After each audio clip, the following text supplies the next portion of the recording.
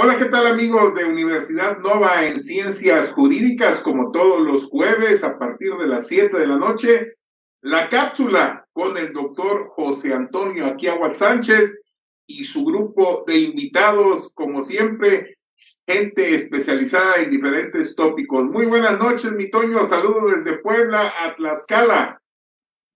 Hola, ¿qué tal, Victoriano? Pues desde Tlaxcala, ya un poco con menos frío, también saludando con todo el gusto en este jueves para poder iniciar la cápsula de esta semana. Y pues bueno, vamos entrando en materia, presentando a nuestro invitado de honor, el juez, el maestro Rómulo Antonio Bonilla Castañeda, un amigo juez de control del estado de Yucatán desde noviembre del 2011.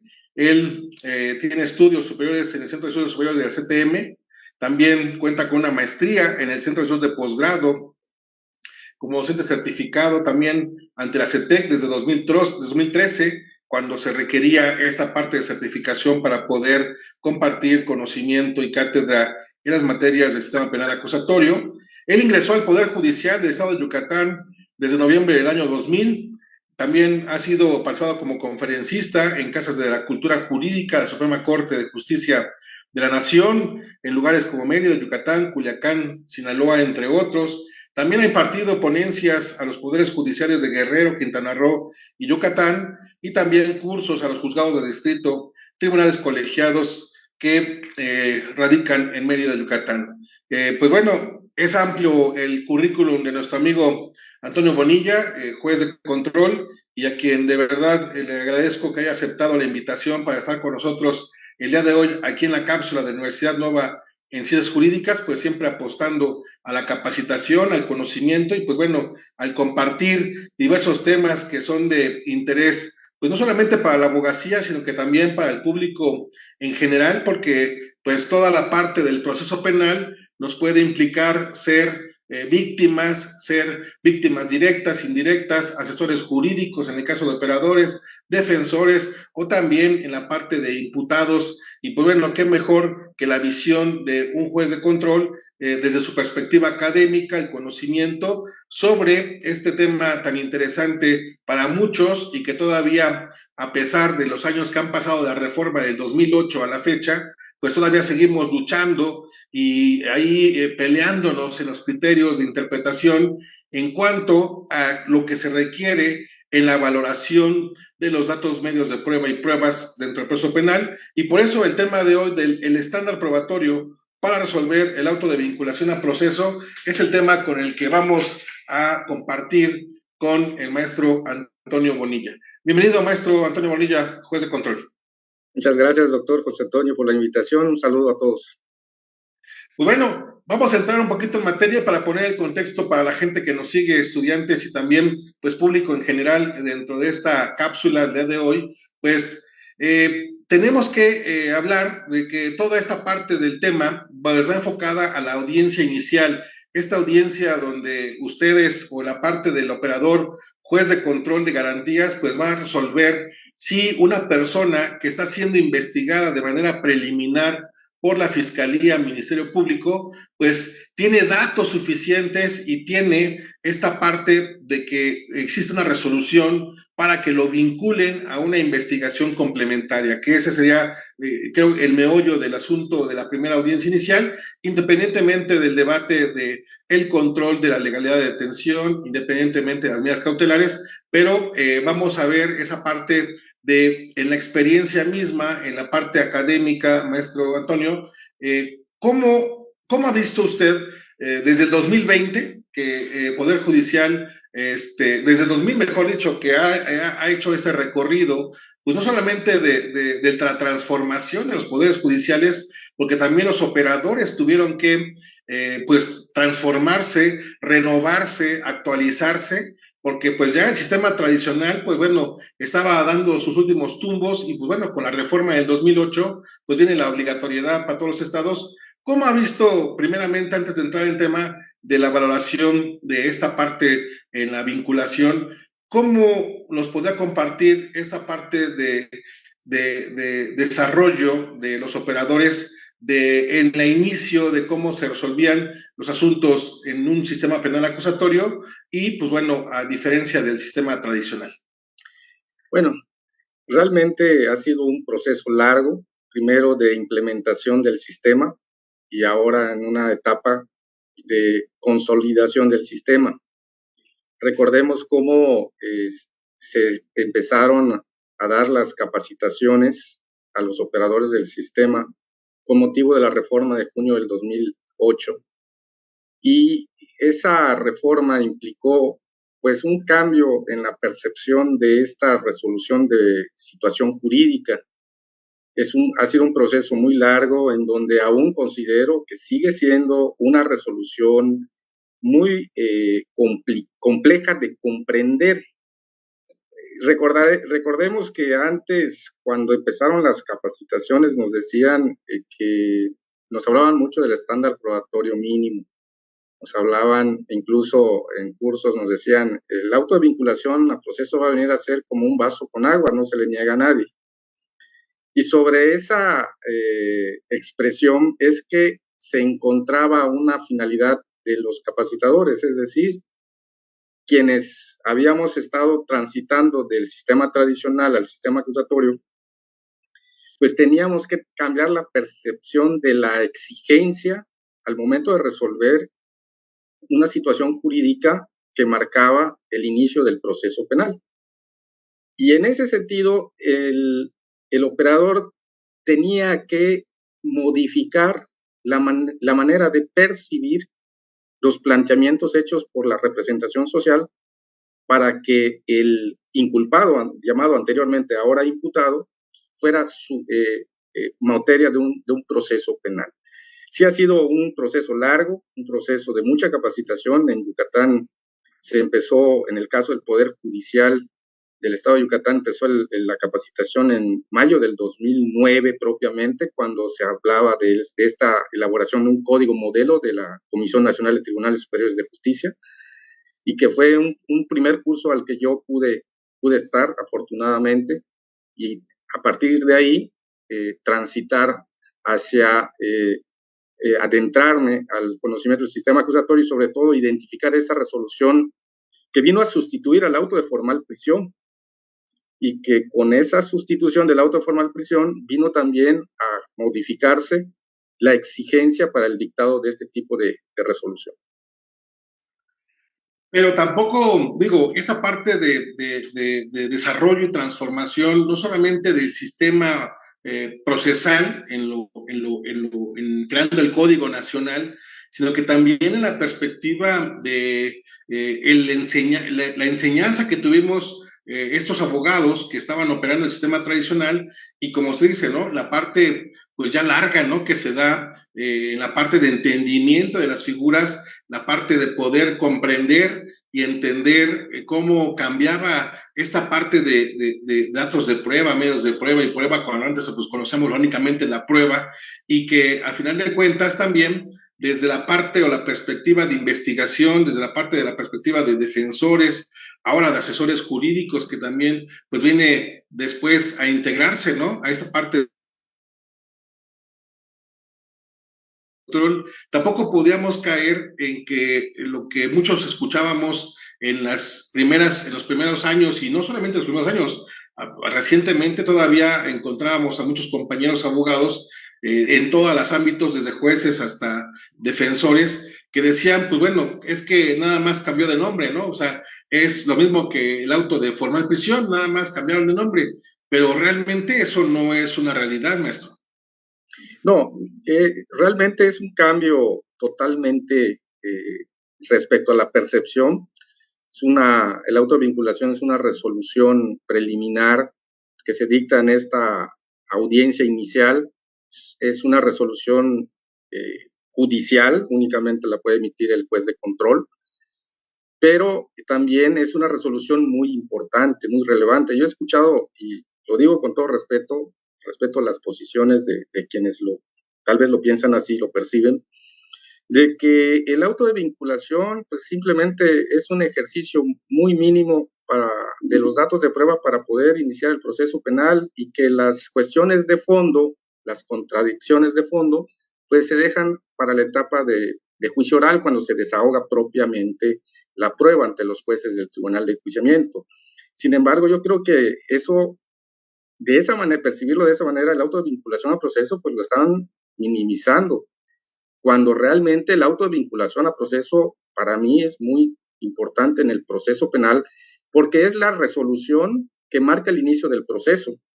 Establece los hechos por los que forzosamente se va a seguir el proceso, y así lo indica el artículo 19 constitucional y el numeral 316 del Código Nacional de Procedimientos Penales. También esa resolución establece las circunstancias de modo, tiempo y lugar según el artículo 317, la forma de ejecución del hecho. Aquí lo relevante es el hecho, si se vincula o no.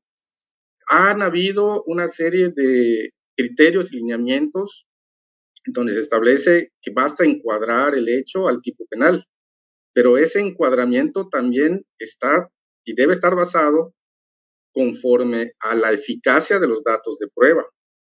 Es decir, si nos vamos únicamente al encuadramiento, pues con la denuncia muchas veces podemos encontrarle apariencia de un delito a un evento, a una conducta. Sin embargo, se requiere un conjunto de datos de prueba, como lo establece el artículo 265 del Código Nacional, que establece que se debe de hacer un análisis concatenado, adminiculado de los datos de prueba, en este caso para el dictado de la autovinculación a proceso. Entonces, la resolución de la autovinculación a proceso no es una determinación judicial que se debe de percibir con tanta ligereza o con tanta facilidad. Maestro Antonio, ¿usted considera que a estas fechas, en esta parte de lo que estamos comentando, todavía considera usted, y en su experiencia académica, hemos en México sabido diferenciar estos dos tipos de investigaciones que el proceso penal nos establece? Porque también creo que esa parte tiene que ver con el auto de vinculación o no vinculación, y aparte de los criterios que menciona, efectivamente no es minimizar la resolución de la vinculación o no vinculación al proceso, pero tiene que ver también con las dos formas, o mejor dicho, las dos fases de investigación. ¿Será que todavía en México los fiscales, ministerios públicos, no hemos alcanzado a comprender qué se investiga en una y qué se investiga en otra fase, hablando de la fase inicial antes de judicializar y, más claro, ¿no?, la complementaria después de la vinculación? En su opinión, ¿cómo estamos ahí? Sí, yo creo que es, desde mi punto de vista, una visión general, aún hace falta que se comprenda que la investigación inicial permite el ejercicio de la acción penal y que ese ejercicio de la acción penal en primera instancia es con la finalidad de que se vincule a proceso al imputado, siempre y cuando de manera objetiva el Ministerio Público considere que los datos de prueba que ha recabado durante una investigación inicial le permitirán lograr convencer al juez de control para vincular a proceso, y partiendo del dictado de la autovinculación a proceso, pues solicitar un plazo que complemente esa investigación inicial para posteriormente, en un análisis objetivo, imparcial del Ministerio Público, determinar si cerrada la investigación, formular el escrito de acusación o en su caso pedir el sobreseimiento. Lo que creo que ha sido complejo comprender para los compañeros del Ministerio Público es qué tanto necesito para vincular a proceso. Y muchas veces lo queremos estandarizar. Yo siento que el análisis que se hace de este tipo de solicitudes y de resolución de autovinculación a proceso no puede estar sujeto a una cuestión de estándar probatorio. Se habla mucho del estándar probatorio. ¿Cómo convenzo al juez? Ejemplo, muchas veces en omisiones que se le atribuyen al Ministerio Público durante la investigación inicial, la víctima en un delito, no sé, de incumplimiento de obligaciones de asistencia familiar, pues alega de que ya se demoró mucho la investigación durante 3 años, 4 años y no se ejerce la acción penal. Y a veces hay argumentos de que porque no existen testigos que corroboren la conducta omisiva. pero ya hay una resolución emitida por un juez familiar, donde ya se fijó una cantidad, hay el informe de que se está haciendo omiso de no dar cumplimiento a esa pensión ordenada por el juez familiar, y todo está en copias de ese expediente familiar. Y muchas veces con esas copias, más el complemento de la noticia criminal y otros aspectos del estatus o estudio socioeconómico, pudiera ser que con eso ya se pueda tener una autovinculación a proceso. Recordemos que no se requiere, que ya no estamos en un sistema de prueba tasado, una libre valoración es lo que nos permite el sistema acusatorio, y eso es lo que no se ha comprendido. Queremos estandarizar, queremos hablar de estándar probatorio mínimo. No, basta con datos que hagan razonablemente una conducta culposa o dolosa para poder lograr establecer un hecho delictivo. Y que precisamente lo que usted señala, doctor, es lo que vino a cambiar en la percepción de los operadores respecto a esta autovinculación a proceso. Es decir, no requerimos una comprobación de delito como sí lo exigía y lo sigue exigiendo en el sistema tradicional el auto de formal prisión, ni tampoco se está exigiendo para el dictado de la autovinculación a proceso datos que establezcan una plena responsabilidad penal. Solamente necesitamos algo que haga probable. ¿Cómo vinculo al imputado al hecho? Primero tengo que establecer el hecho con los datos que el caso lo permita razonablemente, pero algo también muy importante, que esos datos de prueba hayan sido registrados conforme al artículo 217 del Código Nacional. Lo que de manera general he encontrado cuando he dictado autos de no vinculación a proceso es porque los datos de prueba o se contradicen en cuanto al fondo o no fueron recabados y registrados conforme lo ordena el artículo 217. Ahí viene el problema. Ahí viene el problema porque el juez tiene que fundar y motivar ese auto de vinculación a proceso. Y también en esa parte, juez, los fiscales a nivel nacional o la queja de las fiscalías en lo general y en lo particular los ministerios públicos o fiscales de litigación, pues bueno, la queja principal que se tiene es esa parte, ¿no? De saber qué tanto es el convencimiento de los jueces de control para dictar desde una legal detención, desde una medida cautelar y más aún de una vinculación a proceso o una no vinculación. Pero lo que la Fiscalía tiene esa parte de la divergencia de diferentes estándares probatorios que se han hecho a nivel nacional cuando no debería de serlo. Tendrá que ver también, juez, en su percepción, tanto en lo particular, en lo general y como académico, en su experiencia, tendrá que ver también esta parte de la sana crítica y las máximas de experiencia de cada juez. Sí tiene que ver, pero ese análisis, esa valoración conforme a la lógica, las máximas de la experiencia, la sana crítica, tiene que hacerlo el juez de manera muy responsable, porque lamentablemente, a partir de que el Código Nacional entra en vigor y que se supone o se suponía que a través de este ordenamiento legal se iban a ir lo más posible unificando el tipo de interpretaciones que se iban a hacer en el sistema del proceso,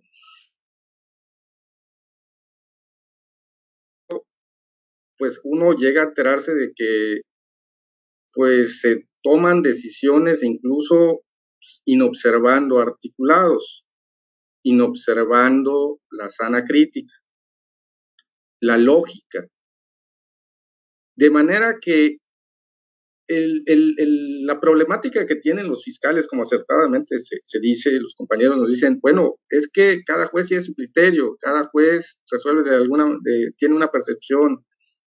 Y ese creo que ha sido una de las problemáticas que podemos encontrar al momento de resolver la vinculación al proceso, de que muchas veces los jueces nos pudiéramos estar apartando de un principio primero de legalidad, pero también de inobservar reglas de valoración, como son la lógica y la verosimilitud.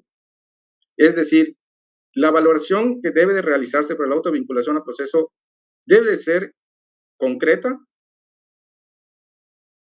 lógica, sin un grado de exigencia, porque no estamos ante el dictado de una sentencia, y aun cuando pudieran haber discrepancias de forma entre los datos de prueba, si no afectan la lógica, la verosimilitud, la posibilidad, ese indicio razonable de que sí se desplegó un hecho como lo plantea el Ministerio Público, pues el auto de vinculación al proceso se debería de dictar, si no son contradicciones de fondo o que pongan en duda la lógica de las circunstancias de modo, ejecución y tiempo del hecho que se pretende vincular. Ok, esa es la parte de lo que nos comenta, pero en el caso, por ejemplo, pongamos un caso más práctico, si me lo permite, maestro Antonio Bonilla. Los casos de carpetas de investigación con detenciones en flagrancia. Pudiéramos pensar, si hacemos una ejemplificativa de una persona que fue detenida, un imputado que fue detenido, asegurado por policía estatal o municipal, por causar daños y lesiones al manejar su vehículo. Lo detienen en flagrancia, lo ponen a disposición del Ministerio Público y, pues bueno, tenemos ahí ciertos datos, ¿no?, de prueba que pudieran ser suficientes en la parte de poder hacer una vinculación si lo trasladamos a sede judicial, ¿no?, que sería el dictamen médico de lesiones, el dictamen de causalidad de los hechos de tránsito, la evaluación de los daños, que para la cuestión de reparación del daño, posiblemente el propio parte informativo del policía y posiblemente también uno o dos testigos que pudieran haber presenciado los hechos. Esos datos, en un caso práctico, maestro, pudieran darnos en sede judicial datos suficientes para una vinculación a proceso. Planteado de esa manera, considero que sí. Esa es la parte, porque, y lo comento así en la parte práctica, porque bueno, usted es operador, hemos sido operadores y varios que nos siguen ahorita en vivo son operadores. ¿Por qué lo planteo así?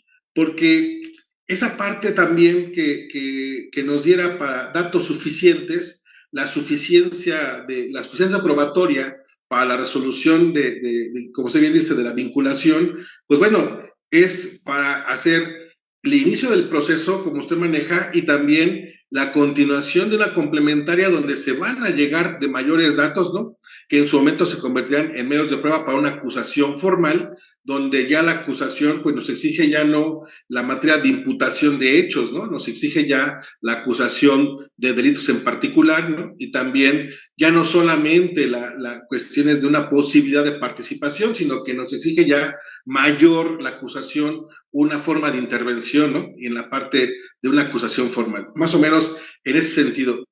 Porque, ¿qué pasa? Que esta parte de divergencia nacional en los estándares probatorios y en esa parte de no tener una visión de cuáles son los suficientes para la vinculación, pues una de dos, ha hecho que miles de carpetas a nivel nacional se encuentren en rezago, ¿no?, porque realmente, si lo planteamos así, pues yo calculo que a nivel de fiscalías, el 80% de carpetas de investigación de detenidos, ¿no?, en flagrancia, pudieran ya tener, pues bueno, todo lo suficientemente para poder judicializar y solicitar vinculaciones.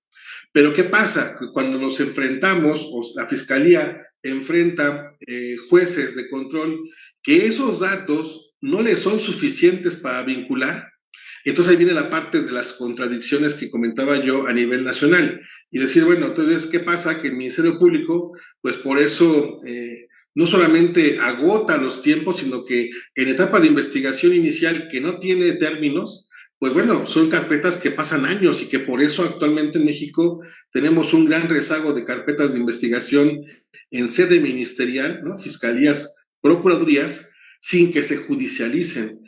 Esa es la parte de, ¿usted cómo ve esa parte a nivel nacional, en esa parte de qué ayudaría, cuál sería la forma de poder ayudar al sistema a despresurizar esa parte de pues, rezago y pues también pues muchas víctimas directas e indirectas que no tienen acceso, ¿no?, a la parte de una justicia, de una reparación del daño, pero ¿cuál sería su opinión al respecto, maestro? Yo creo que, primero que nada, pues las fiscalías tienen que, si desde su perspectiva tienen lo necesario para ejercer la acción penal, realizarla. Y creo que la importancia para mí es que los datos de prueba se puedan concatenar unos a otros. Mientras haya esa concatenación de datos de prueba, no creo que tengan mayor problemática los fiscales para poder lograr el auto de vinculación a proceso. Eso es que haya la concatenación. Lamentablemente, en los casos que a mí me han tocado resolver donde no he vinculado, cuando no he vinculado a proceso es porque esos datos no coinciden.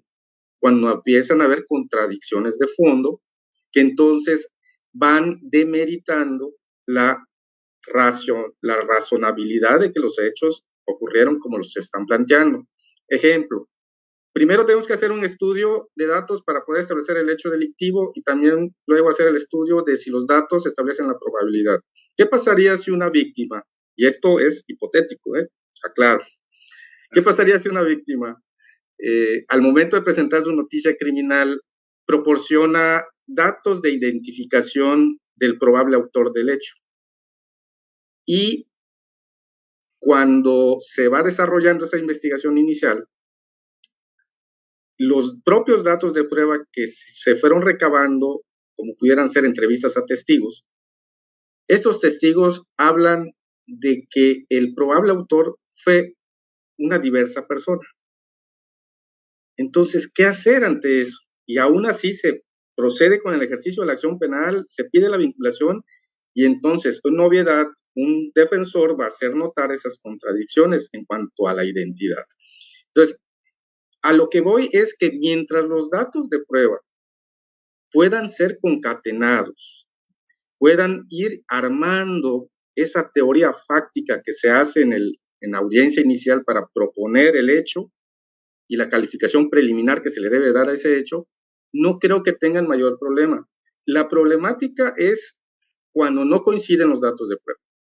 Ahí es cuando viene la complejidad para el juez de acceder a dictar el auto de vinculación al proceso, porque entonces recuerden que el juez pues tiene que estar convencido de lo que va a resolver. Y si los datos de prueba entre sí que expone la fiscalía buscando esa vinculación, si esos mismos datos no se concatenan, no coinciden, entonces esto va demeritando la eficacia del conjunto de datos de prueba en los que se pretende se dicte la autovinculación, pero si hay coincidencia, si hay concatenación y sobre todo también algo importante, y reitero, que se hayan recabado y registrado conforme ordena el Código Nacional. El artículo 217 es de suma importancia para este tipo de análisis que se hace de los datos de prueba. Bueno, tenemos ahí. Bueno, pues antes que nada, bienvenido, maestro Antonio Bonilla Castañeda. Gracias. La pregunta va más que al juez, más que al abogado, al ser humano. Para Toño y para mí, hace 30 años en el aula, escuchábamos algo aspiracionalmente que decían los maestros que nos impartían las clases de derecho: la justicia debe ser pronta y expedita. Y en aquellos años, en el año de 1995, cuando el Tratado de Libre Comercio se iba a firmar, o ya se estaba firmando por Estados Unidos, Canadá y México, una de las cosas que pusieron en la mesa estos países, obviamente, fue el tema de los derechos humanos, que mal comprendidos por los mexicanos, pues hoy parece ser, para muchos, que defienden más al presunto delincuente, si es que así se llega a decir, presunto responsable, que a la víctima. Desde tu punto de vista como ser humano, maestro Antonio Bonilla Castañeda, entre esos sistemas tradicionales y los nuevos sistemas de justicia penal, ¿se ha avanzado realmente? ¿Y cómo la ciudadanía debe de percibir, decía el doctor José Antonio Aquiahuat, en donde pues existen esas famosas carpetas de investigación? Y algo que yo he sostenido durante toda mi vida, y mira que no me dedico al litigio, me dedico a los medios de comunicación, creo que lo que más daño le hace a este país, entre otras cosas, no es la corrupción, sino es la burocracia, porque me espanta escuchar al doctor José Antonio Aquiahuat y a muchos abogados postulantes y a muchos funcionarios que tengo como amigos que coinciden en esas cifras. Entonces quiere decir que la bendita burocracia sigue pesando sobre la justicia. Coincido con el comentario. Creo que en las instituciones se debe de día a día pues establecer nuevas formas de operatividad. La burocracia aleja al ciudadano, hablando de procuración y administración de justicia, aleja al ciudadano de acudir a presentar una denuncia, pero también hay que tomar en consideración que esas dilaciones durante una investigación de delitos también está inmersa el presupuesto de las instituciones, pero también el número de personal que tienen, por ejemplo, las fiscalías.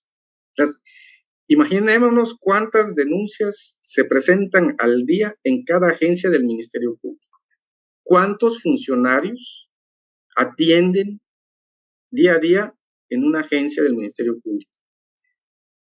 El número los excede por mucho y no estoy justificando con ello.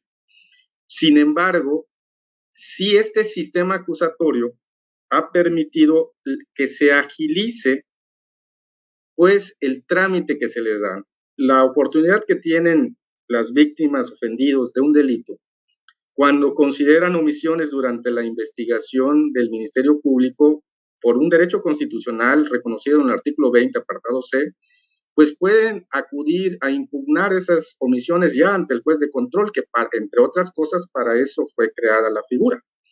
Y muchas veces con la intervención del juez de control se agiliza que el Ministerio Público tome una decisión. Es decir, el juez de control no le puede ordenar al Ministerio Público el ejercicio de la acción penal. ¿Por qué? Porque es una facultad exclusiva del Ministerio Público según el artículo 21. Pero sí le puede dar un lineamiento de que tome ya una decisión porque ya tiene una serie de datos de prueba que le pueden permitir tomar la decisión respecto al ejercicio o no de la acción penal. También el sistema acusatorio lo que vino a hacer es acortar los tiempos del proceso. Hace un momento hablábamos, el doctor Akiwa mencionaba el plazo complementario de la investigación. Ya hay plazos máximos de la investigación. Y ya entonces los tiempos, a partir del dictado del auto de vinculación a proceso hasta el dictado de la sentencia en una etapa de juicio, siempre y cuando no exista un recurso pendiente de resolver, un medio de defensa como sería el amparo, se están resolviendo los asuntos partiendo de la fecha del auto de vinculación a proceso a la sentencia por el Tribunal de Enjuiciamiento en un promedio de 7 a 8 meses, cuando en el sistema tradicional, para que llegara al dictado de la sentencia partiendo del auto de formal prisión, pasaban muchas veces hasta 4 o 5 años. Entonces, sí, hay esa percepción, la burocracia sí tiene mucho que ver con esa percepción que tiene la ciudadanía, pero sí considero que el sistema ha traído pues cuestiones positivas. La aparición del tema de los derechos humanos también no debe ser considerado un obstáculo para administrar justicia o procurar justicia. Esto está ligado a un debido proceso y tal vez sí se tiene la percepción de que se protege más al delincuente, es la percepción social, pero también recordemos que tenemos un marco jurídico que aplicar y tenemos que respetar para que no se invaliden los medios, los datos, los medios o las pruebas dentro de un procedimiento penal. Muchas gracias. Tenemos ahí algunas personas que están en el público victoriano. Si quieres, darle mensajes al juez. Sí, José Mario Hernández Sánchez, manda saludos, como siempre, un ponente de excelente calidad. Ivette Hernández Cano, saludos. Ivette Hernández Cano, Rubí Puga, saludos. Y obviamente también hacen preguntas en relación a cómo es la aplicación hoy de la justicia. Creo que ya lo respondiste, si es de una manera más pronta y expedita, a lo que yo comentaba hace un momento, maestro. Sí, era lo que comentaba. El sistema acusatorio, una vez que se vincula a proceso, pues establece un plazo de investigación complementaria, y todo va a depender de la sanción del delito, la máxima de prisión que se prevé para el delito vinculado. Si fuera esa sanción máxima menor o no excediera de 2 años, el tiempo máximo de la investigación complementaria sería de hasta 2 meses, y si excede en cuanto a su máxima de prisión de 2 años, pues se permite hasta 6 meses como máximo para terminar de investigar. Y eso acorta mucho los tiempos de la etapa de investigación en el sistema acusatorio, y que da pie a que el Ministerio Público, después de cerrada la investigación, tiene 15 días para tomar la decisión si va a acusar o no. Habiendo acusación, la audiencia intermedia se debe de celebrar en un plazo que no sea inferior a 30 días ni mayor a 40 días naturales, y si todo se lleva dentro de esa temporalidad y se celebra la audiencia intermedia, se dicta la autoapertura a juicio oral en 5 días. Si no hay apelación sobre exclusiones probatorias, se remite al Tribunal de Enjuiciamiento, que va a celebrar el juicio oral en una temporalidad que no exceda los 60 días naturales. Es decir, si hablamos de justicia pronta, el sistema acusatorio trae figuras que han permitido agilizar las 3 etapas del procedimiento penal. Adelante, Toño. Sí, y esa es la parte de los avances, y también por eso la parte de que hoy invitemos al juez, porque pues hay pros y contras, ¿no? En esa parte de desarrollo, que a pesar que vamos lentos, porque realmente ya han pasado 14 años casi para efecto de poder estas cuestiones de implementación y de consolidación del sistema. Yo, volviendo a la parte de la vinculación que tiene que ver con la investigación inicial, la complementaria, el estándar o la parte que se requiere para una vinculación, o cuál es la decisión de una no vinculación, maestro Toño Bonilla, en su perspectiva, ¿qué tanto ha ayudado la aparición, porque eso apareció después, la figura del asesor jurídico? Porque pues mucho tiene que ver, ¿no? Porque realmente le cargamos la mano mucho a la policía, ¿no? Yo conozco mucha gente que, bueno, criticamos mucho a la policía, pero pocos nos detenemos a capacitarlos, a enseñarles, a poderles pues sacar sus dudas, a irlos puliendo, porque la parte operativa también es difícil, ¿no? Y creo que como jueces, ministerios públicos, y que tengamos cualquier nivel académico, en ocasiones la parte operativa queda de más o queda de menos, mejor dicho, y pues bueno, también necesitamos adentrarnos ya en materia policial, quienes nos dedicamos a la materia penal, para poder entender ese tipo de procesos, procedimientos y protocolos que en muchas ocasiones en un inicio pues no podíamos negar que muchos operadores, ¿no? Incluso jueces de control, pues desconocían, ¿no? Los protocolos que en materia de seguridad pública podían llevar a cabo o no llevarlos este operador. Pero me quiero referir ahorita en este punto y en su perspectiva nacional y en su experiencia, ¿qué tanto ha beneficiado esta parte del asesor jurídico? Llámese de privado o llámese de adscrito a gobierno. Ha ayudado porque, insisto, ¿no?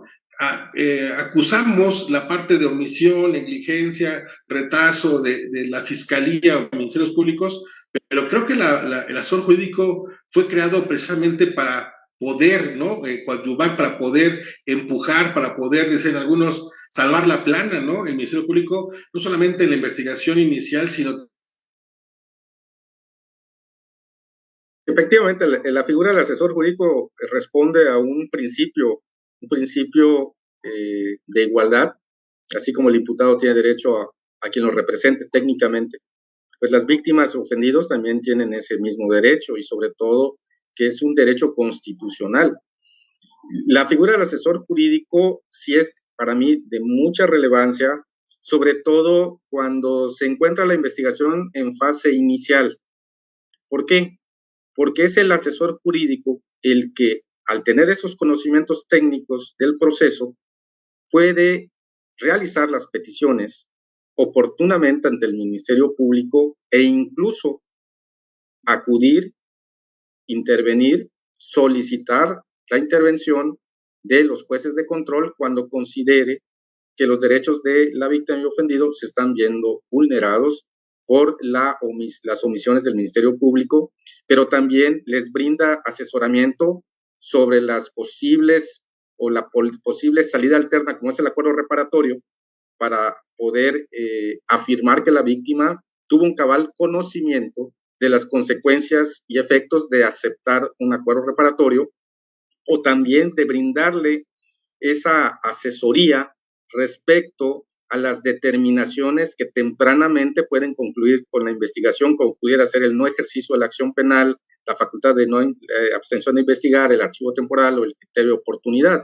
Son cuestiones que las personas que no tienen conocimientos jurídicos, que desconocen que existen recursos para poder inconformarse ante el juez de control, ante ese tipo de determinaciones, también son de suma importancia.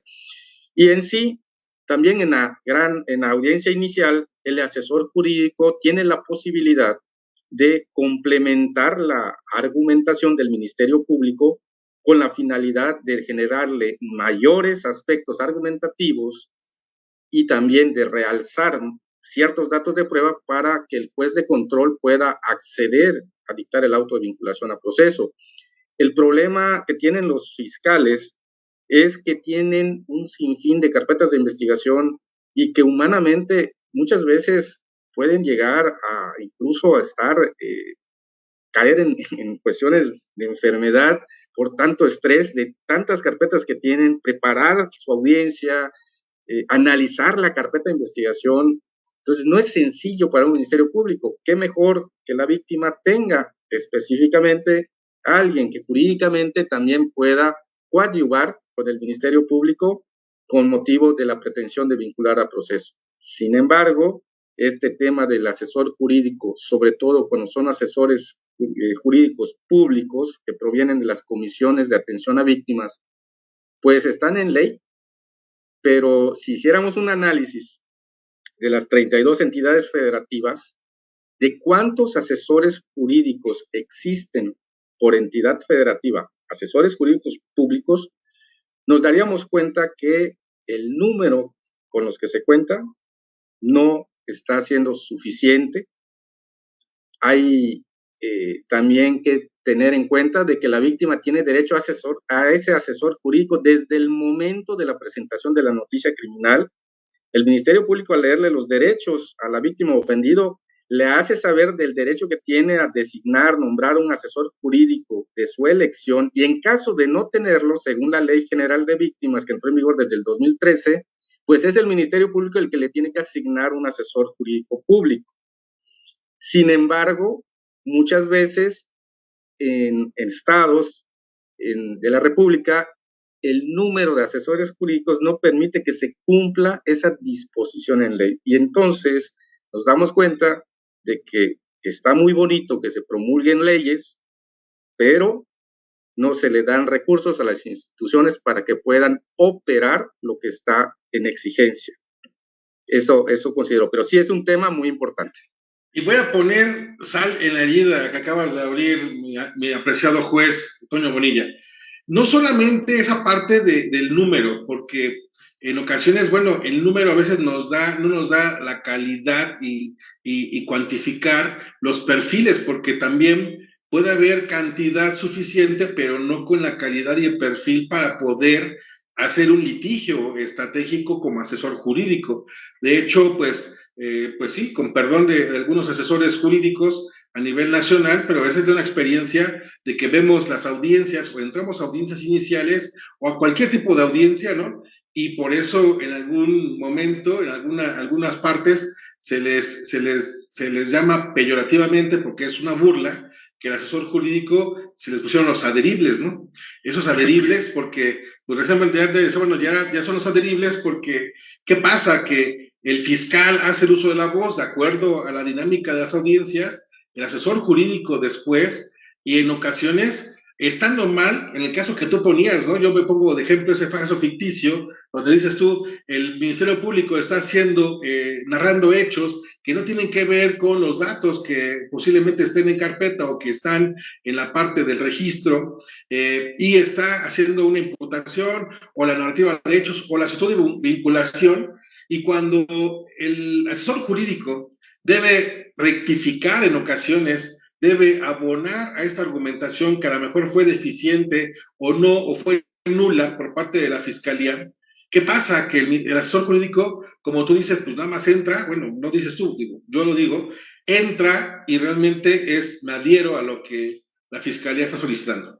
Y entonces también debemos, creo yo, en su posición de ustedes como jueces de control, pues también así como, no sé si ha habido el caso donde tú percibas que efectivamente el asesor jurídico pues no sabe ni cómo funciona el sistema, no sabe qué tiene que pedir o qué tiene que solicitar a nombre de la víctima, y pues yo creo que también pues tendrán que aplicarle esa parte de suplantarlo, de cambiar o pedir su relevo por falta de conocimiento del sistema. Yo creo que también ahí pudiéramos avanzar, y eso es una parte pues de los poderes judiciales, donde, pues bueno, no el Poder Judicial, sino la propia institución de asesores jurídicos estatales, que vieran los perfiles que tienen para ese asesor jurídico.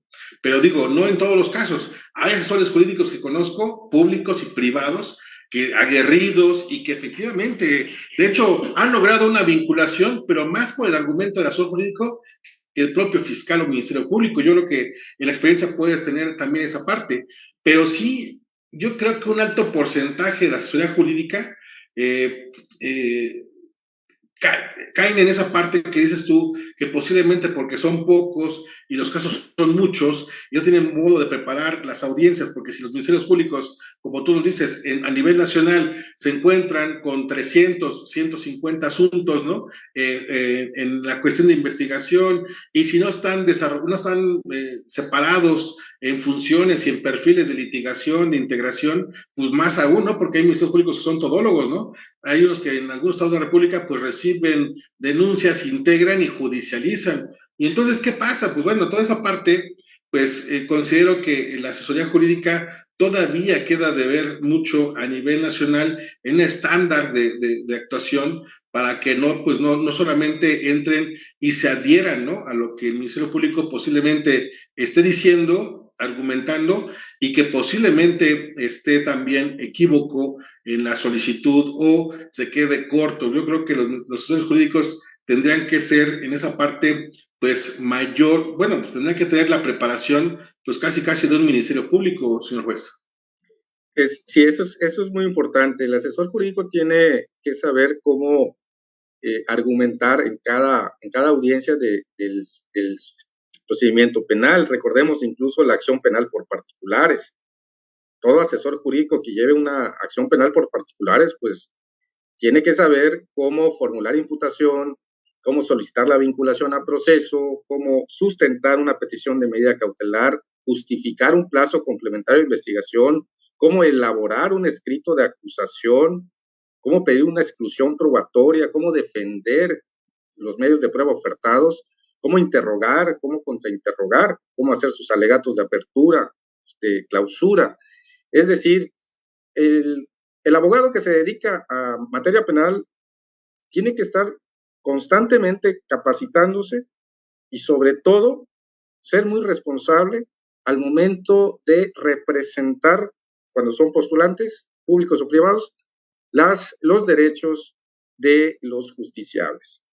Es muy importante lo que se señala sobre los asesores jurídicos. Efectivamente, puede darse un número que pueda permitir brindar esa representación de las víctimas o ofendidos, y si no hay una adecuada capacitación, pues también pues puede incidir en la labor de la asesoría jurídica.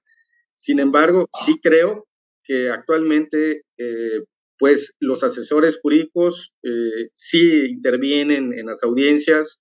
También considero que a veces pues los asesores no hacen mayores o intervenciones más amplias porque consideran de que la argumentación del Ministerio Público ha sido concreta, clara, para la pretensión, sobre todo en este caso que estamos hablando de la autovinculación a proceso, pero sí también se pueden dar casos en la práctica de que los jueces sí percibimos de que, bueno, como que el Ministerio Público se quedó un poquito corto, hay algo que quedó al aire, y que los asesores pueden complementar al momento de argumentar, pero también es algo muy importante, tienen que obtener la copia de la carpeta de investigación, porque si muchas veces me ha pasado que entro a audiencias y hay asesores que no tienen sus copias.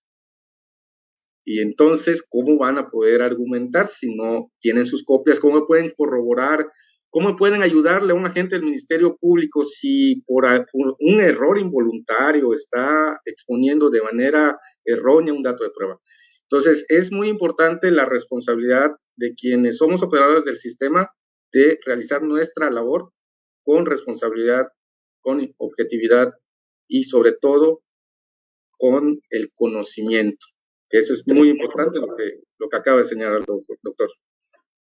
Sí, gracias. Si me permites, doctor, darle lectura a algunos saludos para el maestro Antonio, Lucy Saldaña, Ivette Hernández Cano, Cristina Sánchez, Isabel Díaz, Huberto Díaz Rivero, Ivette Hernández, Aristide Río Paredes dice: hola, buenas noches, gracias por tan excelente ponencia, maestro, saludos.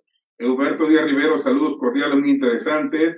Iván Gamboa, perfecto para que la justicia sea pronta y expedita, un propósito primordial de nuestra Constitución. Y una última pregunta, intervención, si me permites, maestro Antonio.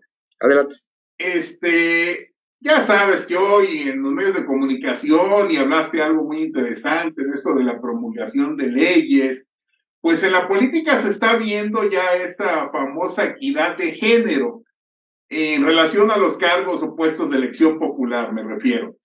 Pero en Yucatán tengo esa duda si en estos asesores, tanto públicos como privados, existe también una llamada equidad de género, y me refiero que se haya el mismo número de mujeres y hombres como asesores, ya sean públicos o privados. El dato realmente no lo tengo de cuántos asesores jurídicos existen en la Comisión de Atención a Víctimas del Estado de Yucatán. Sin embargo, por las apariciones que veo ahí de los compañeros asesoras y asesores jurídicos, pues yo veo más mujeres que hombres. ¿Ah, sí? Y entran a las audiencias y, como les digo, hacen todo lo posible porque salen de una audiencia preliminar, se van a una audiencia intermedia, de ahí se van a tal vez a una audiencia de juicio oral, y así andan, y andan moviendo también por los distintos. En Yucatán tenemos 5 distritos judiciales, y así andan las asesoras y los asesores, pero sí creo que puedo equivocarme, pero creo que son más mujeres que hombres. Mira qué interesante dato, muchísimas gracias, maestro. Maestro Bonilla, para ir cerrando el tema, porque bueno, siempre queda al aire muchas cosas, pero para cerrar el tema de esta autodesvinculación, quisiera cerrar con que nos compartas tu experiencia como juez y también como académico, el porcentaje que tú has visto, por ejemplo, me refiero a los autos de vinculación a proceso.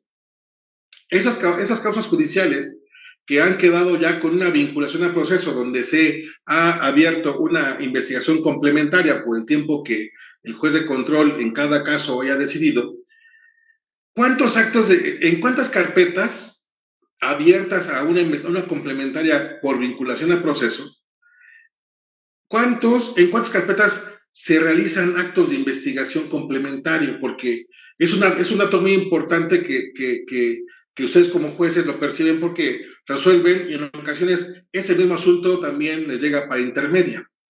¿A qué voy? ¿Será que también esta parte de resolver la vinculación a proceso, donde algunos criterios, como bien lo comentamos el día de hoy, algunos dicen con datos suficientes que son mínimos, y otros que dicen, bueno, yo requiero más, ¿me explico? Más datos que concatenados me den para que yo haga una vinculación o dicte la vinculación a proceso. Y esta parte, ¿por qué digo esto? Porque también en esa parte de experiencia pensamos que a nivel nacional se les da más importancia a la investigación inicial que a la complementaria de comprobación, a la complementaria que va a caer en una acusación formal o en un sobreseimiento, ¿no? Total o parcial. Pero en ese punto quisiera cerrar. De tu experiencia como juez, de las carpetas vinculadas a proceso, ¿en cuántas la Fiscalía sí trabaja la investigación complementaria o llegan con lo mismo que vincularon a la acusación?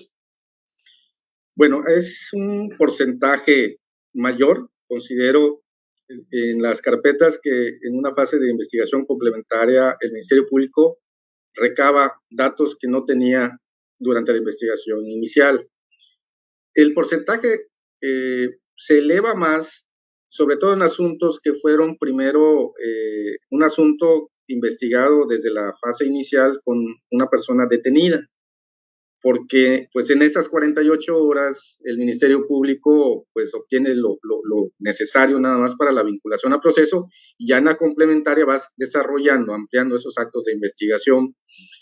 En el caso de las investigaciones iniciales sin detenido, pues normalmente llevan pues una mayor temporalidad, en donde el Ministerio Público ha recabado un mayor número de datos, y ya en la complementaria, si acaso va actualizando tal vez alguna información que cuando la recabó ya han pasado años, o alguna otra cuestión que le hizo falta para poder llegar a la conclusión de acusar. Sí hay un porcentaje elevado, sí, los ministerios públicos sí investigan, incluso cuando no les alcanza el plazo original que se les concedió para la complementaria, pues piden las prórrogas de la investigación, siempre y cuando no se excedan de los plazos máximos de investigación complementaria. Sí hay casos donde sí podemos advertir nosotros de que durante esa investigación complementaria pues no se agregó más dato de prueba a la carpeta, pero en un porcentaje yo creo que es mayor el porcentaje donde los ministerios públicos sí hacen esa función de complementar su investigación para prepararse mejor, tomar una decisión respecto a una posible acusación.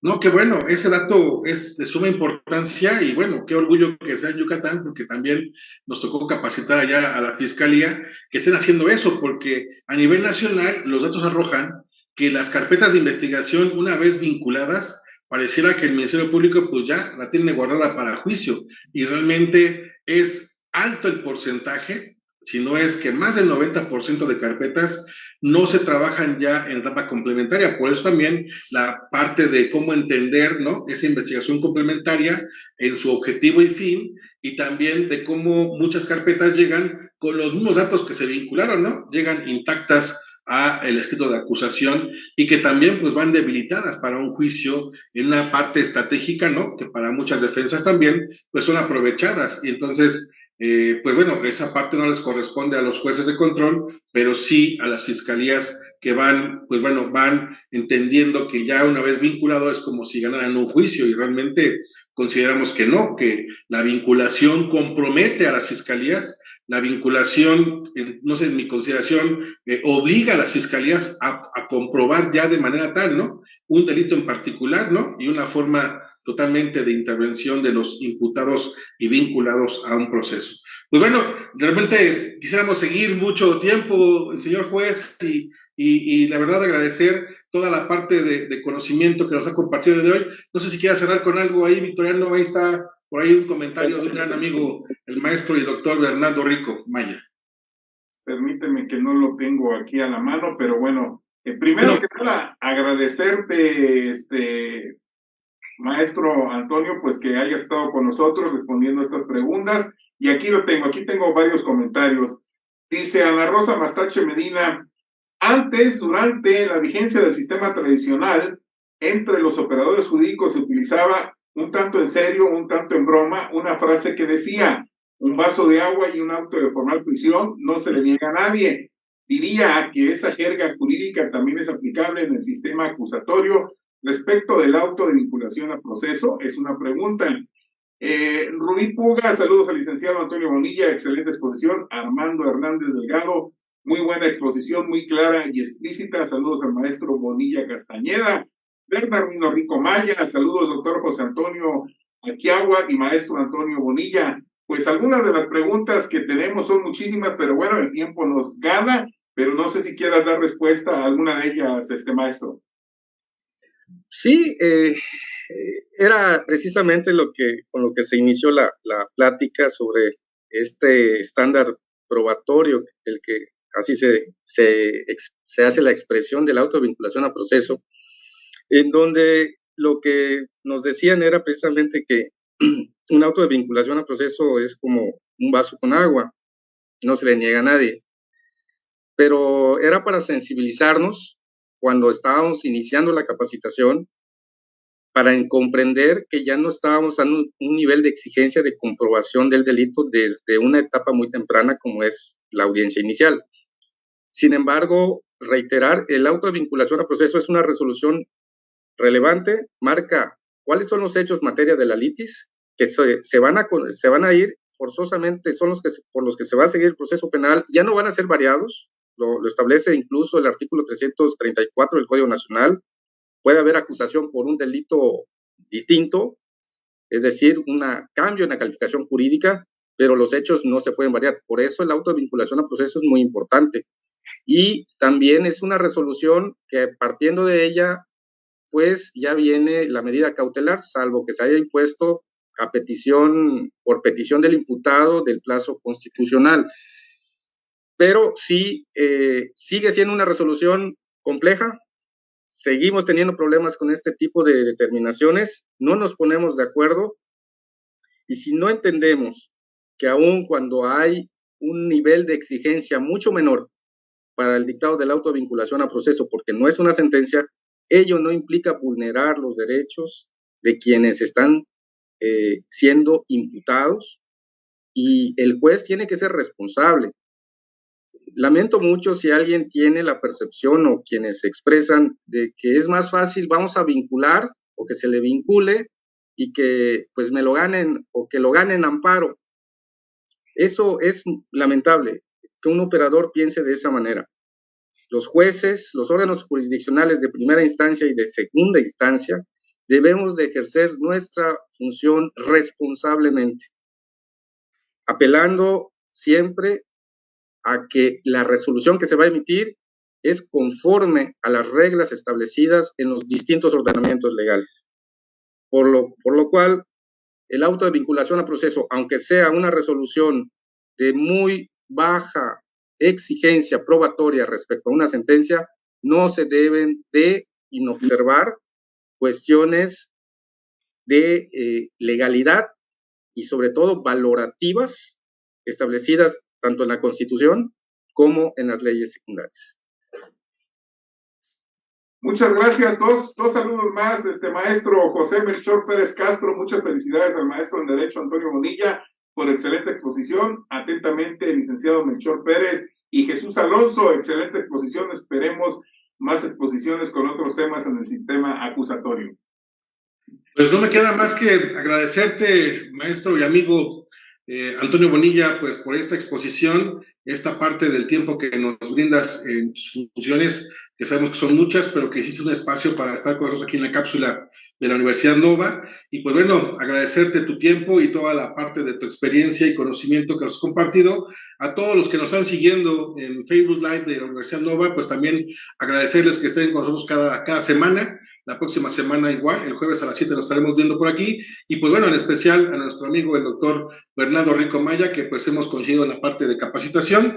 Y no dejen de seguirnos para más eventos académicos, y también pues bueno, aprovechen las ofertas académicas que en la Universidad Nova ofrecemos, donde ofrecemos desde bachillerato general, la licenciatura en Derecho en Seguridad Pública, también la maestría en Sistema Penal Acusatorio, Derecho Electoral y la de Mecanismos Alternos de Solución de Conflictos, en tan solo 1 año 4 meses las maestrías y en 2 años las licenciaturas. Y pues bueno, seguiremos aquí pendientes cada semana, y agradezco y espero que no sea la última vez que nos des la oportunidad de escucharte, amigo juez Antonio Bonilla. No, pues agradezco la invitación, con mucho gusto cada vez que pues tenga el honor de que me inviten, estaré participando con ustedes. Ya sé que no me quieres mucho porque pues no simpatizo con el equipo que le vas, pero bueno, ya no todo podía ser bueno en ti, doctor. Muchas gracias. Y pues bueno, Victoriano, un saludo hasta allá, Alejandro Reyes. Agradezco ahí los controles a Marco Antonio Aquiaguas Leiva, y pues también hasta Mérida, Yucatán, a nuestro juez y amigo Antonio Bonilla. Gracias, buenas noches. Gracias, buenas noches.